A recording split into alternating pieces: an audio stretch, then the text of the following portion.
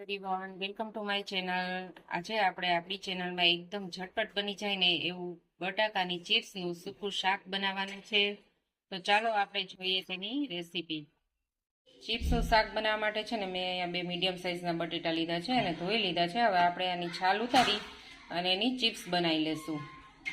તો જુઓ મેં બટેટાની ચિપ્સ છે ને ઇવનલી કટ કરી લીધી છે અને એની સાથે બીજી બધી જેમાં વસ્તુ જોઈતી હોય ને એની પ્રિપેરેશન પણ આપણે કરી લીધી છે।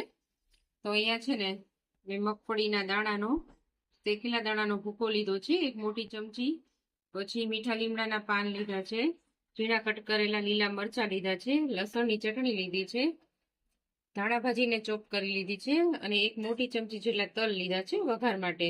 તો ચાલો હવે આપણે બનાવીએ ચિપ્સનું શાક। જો અહીંયા એક પેનમાં છે ને મેં 2 ચમચી જેટલું તેલ લઈ લીધું છે અને તેલ થઈ જાય ને એટલે આપણે આમાં એડ કરશું, જીરું એડ કરશું, 1 ચપટી હિંગ એડ કરશું, પછી લીમડાના પાન છે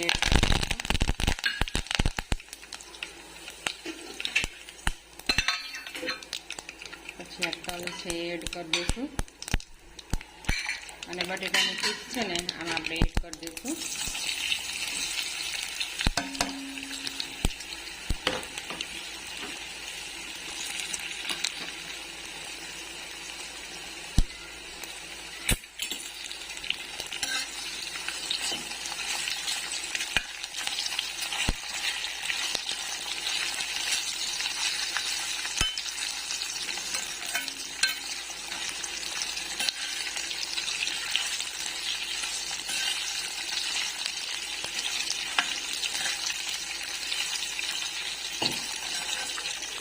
હવે આપણે છે ને આમાં નિમક અને હળદર એડ કરી દઈશું।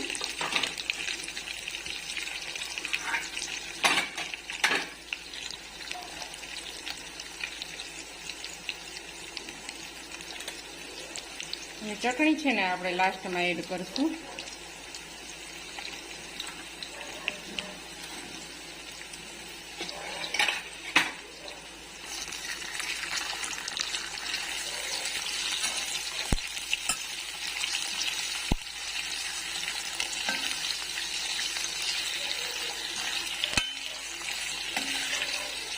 હવે આને આવી રીતે સરખી રીતે મિક્સ કરી અને આપણે છે ને 5-10 મિનિટ ચડવા દઈશું, ઉપર ઢાંકણ ઢાંકી દઈશું।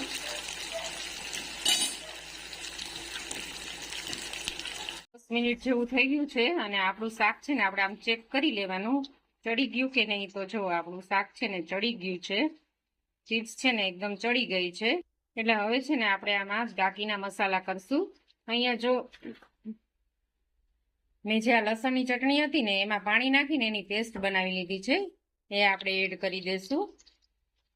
આ શાકમાં પાણી નથી હોતું પણ આનાથી છે ને આનો ટેસ્ટ બહુ જ ફાઇન આવશે।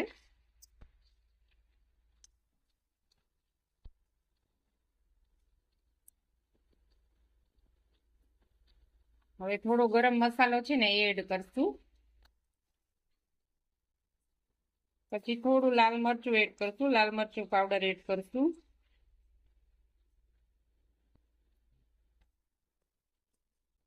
પછી ધાણા જીરું પાવડર એડ કરશું, પછી આ છે ને આપણા સિંગનો ભૂકો છે ને એડ કરી દઈશું અને મેં વઘારમાં તલ નહીં ખાતા ને બાકીના તલ છે ને હવે આપણે એડ કરી દઈશું, એનો પણ બહુ સરસ ટેસ્ટ આવે છે। અને હવે છે ને આપણે આને સારી રીતે મિક્સ કરી લઈશું।